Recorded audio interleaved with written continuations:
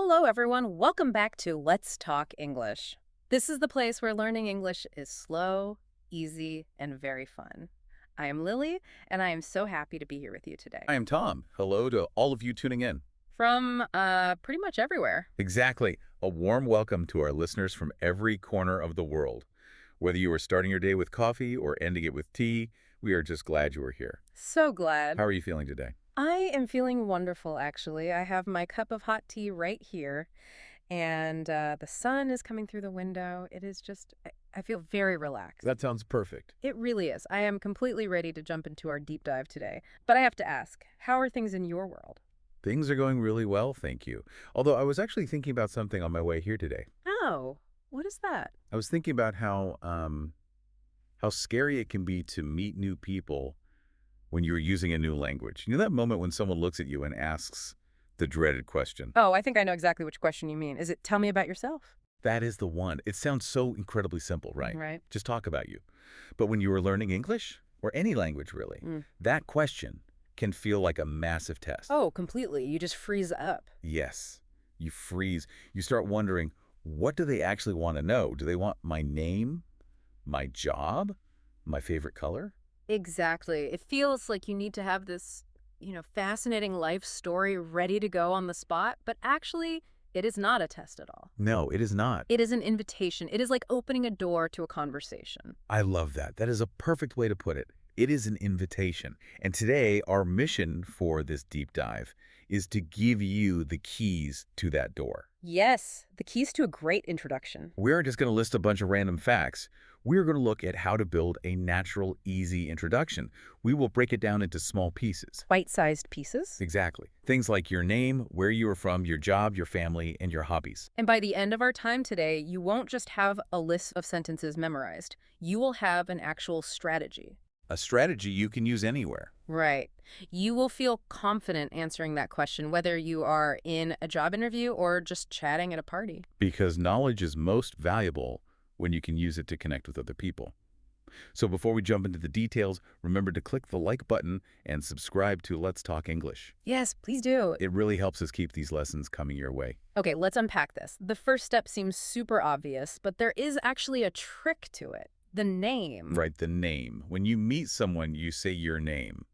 Like, hi, I am Tom. But here is the thing about English. It is not a phonetic language. It really isn't. That means words are not always spelled the way they sound. That is so true. I mean, my name is Lily, Lily. It is very short, but sometimes people hear Lily with two L's. Right, they guess the spelling. Yeah, or they might think it is short for Lillian. Exactly. And my name is Tom, T-O-M. It is very short and simple. But think about names like Siobhan or Jeffrey.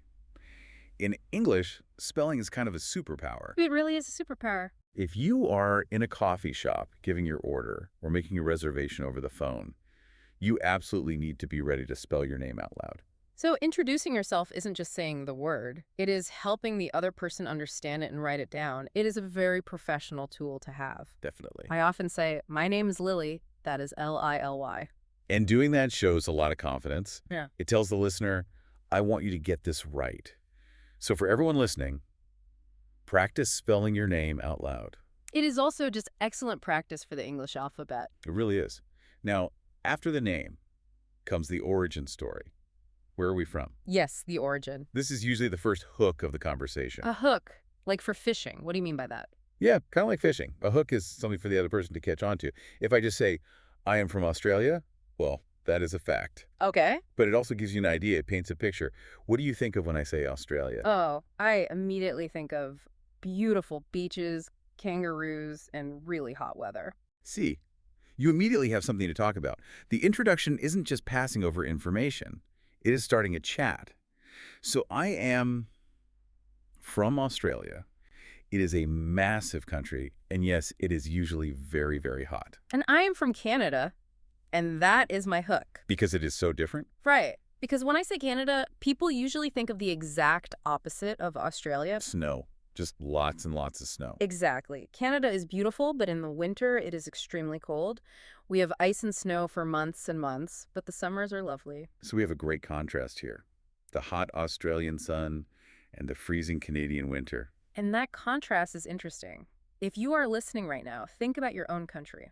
What is your hook? Is it the food, the weather, the history? Right. When you introduce yourself, you can say something like, I am from Brazil, where the coffee is amazing. I love that approach. It makes the introduction memorable. Now, let's zoom in a little bit. We talked about countries, but where do we actually live day to day? The environment. Ah, yes. This is where our personalities really start to show. Describe your habitat for us. Habitat. I like that word, like an animal. Well, I live right in the heart of the big city. It is a total concrete jungle. Concrete jungle. That sounds pretty intense. It is intense. It is bustling. There are cars, buses, trains, and just people everywhere you look. It is very noisy, but I honestly love the energy. You don't mind the noise. Not at all. Shops are open late, and I can walk to a cafe at midnight if I want to. Ideally, that sounds like an absolute nightmare to me. Really? You don't like all the action and the convenience? No, I find it way too stressful. I live in a small town far away from the city center.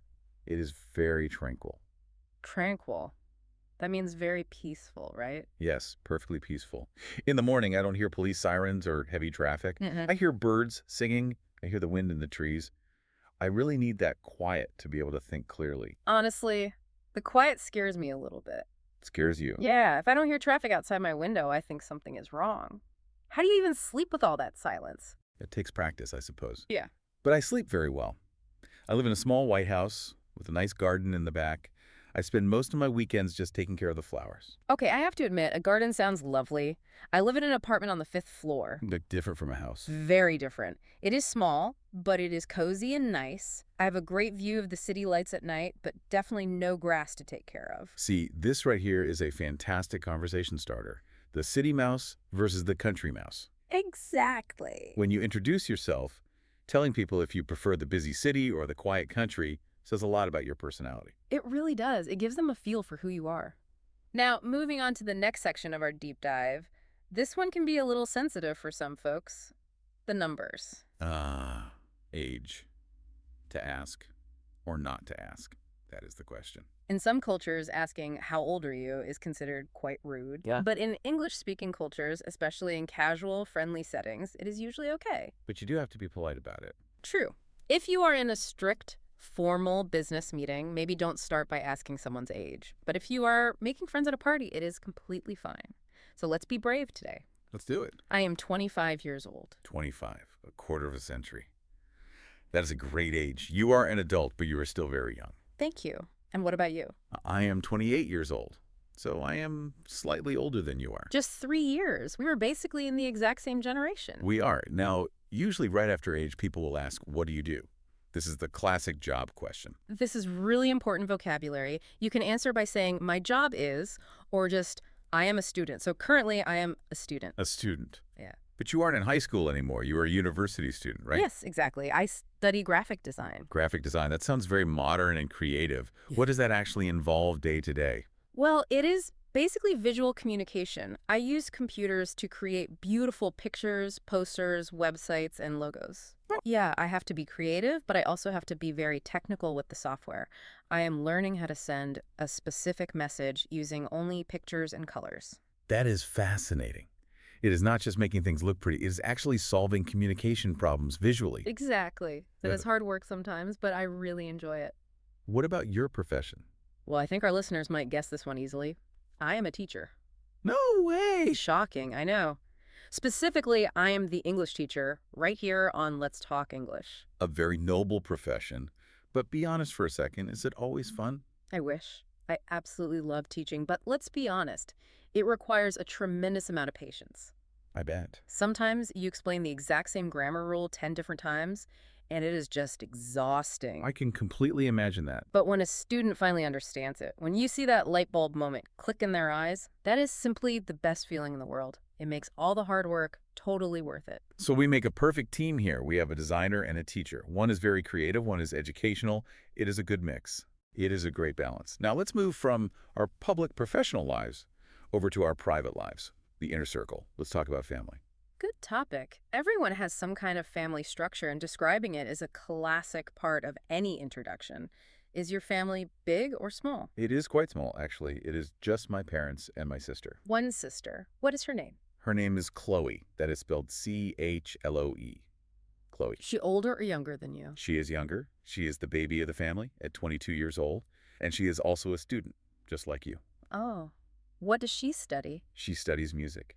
That is wonderful. What instrument does she play? She plays the violin. She really wants to play in a professional orchestra one day. That sounds so beautiful. But wait, living in a house with a violin player, is it loud? It is incredibly loud. When she practices the exact same song for 4 hours straight, it can be a bit difficult. I can hear it now. But she is very talented, so I can't complain too much. What about your family? I have a brother. His name is Jack. He is 30, so he is the big brother. And what does Jack do? He is a chef. He works in a really big, fancy Italian restaurant in the city. A chef. Now that sounds amazing, but also highly dangerous. Why dangerous? Because if a chef visits your house, you might end up eating way too much food. That is exactly what happens every single time. His pasta is quite literally the best in the world. It is a delicious trap. I always gain weight when Jack comes to visit me. I would love to fall into a trap of delicious pasta. Now, speaking of the family at home, we absolutely cannot forget the furry family. Yes, pets. In English-speaking countries, people love, love, love talking about their pets. It is a huge part of the culture. It really is. I am definitely a dog person. I have a golden retriever named Buddy. Buddy, a classic name for a classic dog. He is big, he is golden, and he is just full of energy. Yeah. He needs to run outside every single day. If I don't take him for a long walk, he gets very restless. Oh, he keeps you active. He does. He's my best friend, really. Golden retrievers are so famously friendly. They just want to love everyone they meet. They do. They're very social. Yeah. What about you? Are you a dog person too? No, I am actually a cat person. I have a cat named Misty. Misty. That sounds very mysterious and quiet. She is totally different from Buddy. She is fiercely independent. She is all white, and she is very quiet. Not running around all day. No, she spends most of her day just sleeping on the sofa. She only comes over to me when she decides she wants attention. This is really interesting. You know, people always say that pets reflect their owners. Oh, really? Yeah. I am fairly active and maybe a bit loud sometimes, just like my dog. Yeah. And you are perhaps a bit more independent and observant, sort of like your cat. I think there is definitely some truth to that. Telling someone about your pet is actually a sneaky way to tell them about your lifestyle. Exactly. If you have a high-energy dog, you're probably an active person who goes outside a lot. Precisely. Which leads us perfectly into our next topic. What do we actually do for fun? Our hobbies and our favorite things. Let's start with the most important topic in the entire world, food.